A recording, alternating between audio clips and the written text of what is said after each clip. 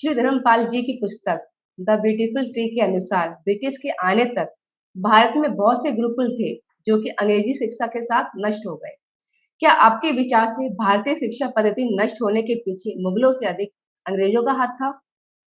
बिल्कुल, इसमें कोई संदेह नहीं है क्योंकि देखिए अ, मुगल हो, तुर्की हो, अफ़गान हो, डच हो, पुर्तगीज़ हो, जितने भी विदेशी आक्रांता ब्रिटिशों से पहले भारत पर जिन्होंने आक्रमण किया था, उन्होंने यहाँ पर केवल और केवल हिंसा के द्वारा भारत को बदलने की, भारत को कन्वर्ट करने का उन्होंने प्रयास किया था, केवल और केवल हिंसा के द्वारा।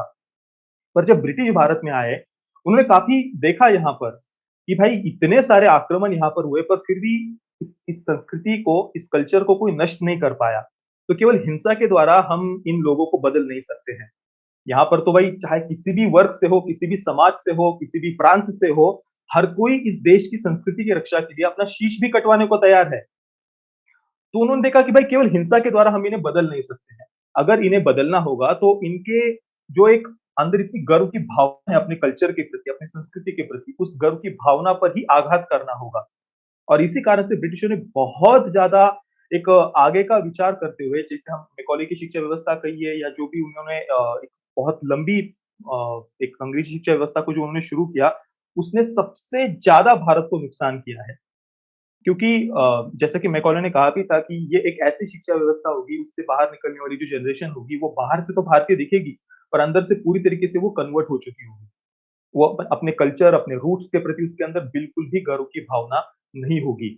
तो ये ब्रिटिशों ने बहुत सोच समझ कर किया क्योंकि केवल हिंसा के द्वारा अगर वो ये करते तो ये पॉसिबल ही नहीं था उनके लिए। और इस कारण से एक दूसरे तरीके से हमारे ही अंदर अपने ही कल्चर के प्रति गिलानी की भावना भर के झूठा इतिहास पढ़ाकर, चाहे सती कुप्रथा को लेकर हो या घूंघट कुप्रथा को लेकर हो या जो भी ऐसी कुछ मनगढ़ंत उनके वामपंथी इतिहासकारों ने बहुत सारी ऐसी कुछ सिलेक्टिव बातें लेकर, कुछ सिलेक्टिव घटनाओं को लेकर उन्होंने पूरा उनको जनरलाइज़ करके उसे हमारे कल्चर के साथ में, हमारी संस्कृति के साथ में जोड़कर एक पूरा झूठा इतिहास यहाँ पर पढ़ाया। और ये करके ही उन्होंने हमारे ही अंदर एक ग्लानि की भावना भर दी है। और आज मैं देखता हूँ कि ये एक बहुत इसका परिणाम भी बहुत बड़ी मात्रा में हुआ है। आज की जनरेशन के सामने अगर आप थोड़ी राष्ट्रवाद की बात कर दो या हमारे गौरवशाली इतिहास की बात कर दो, वो तुरंत कहते हैं कि भाई भारत ने दिया ही क्या है दुनिया को?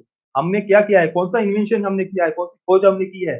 सब कुछ तो वेस्ट ने ही हमें दिया है। हमारे देश ने तो किया ही क्या है? हम तो सुई भी नहीं बनाते थे ब्रिटिशों के आने से पहले। इस प्रकार की मानसिकता आज भी बहुत सारे युवा वर्ग के बीच में है।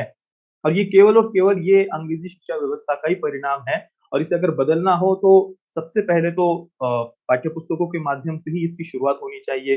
दूरदर्शन ने इसकी स्वराज भारत के स्वतंत्रता संग्राम इस धारावाहिक के माध्यम से शुरुआत की है। पर ये सीरीज़ भी ज़्यादा से ज़्यादा लोगों तक पहुँचे, लोग इसको देख पाएँ और केवल यही नहीं और भी बहुत सारे प्रयास इसके लिए होने की आवश्यकता है क्योंकि नुकसान कई दशकों तक हुआ है। तो वो तुरंत ऐसे कुछ एक सीरीज़ से या केवल कुछ थोड़ी बहुत प्रयास से ये बदलने वाला नहीं है। और जो पिछली जनरेशन से उसमें से कई सारे लोग तो ऐसे हैं कि वो ना समझना चाहते हैं, ना सुनना चाहते हैं। वो कहते हैं कि हम सोए हुए को जगा सकते हैं, पर जो सोने का नाटक कर रहा है उसे नहीं जगा सकते। तो कई लोग ऐसे हैं जो सब कुछ जानकर, सोचकर, समझकर अपने ही कल्चर के अगेंस्ट बातें करते हैं। पर उनको तो नहीं बदला जा सकता, पर कई सारे युवा ऐसे हैं तो जो अनजाने में गलत इतिहास पढ़कर या गलत संगति में जाकर उनके विचारों में ये परिवर्तन आया है या अपने ही देश से, अपने कल्चर से वो हेट कर रहे हैं, उन्हें तो कम से कम हम बदल सकते हैं।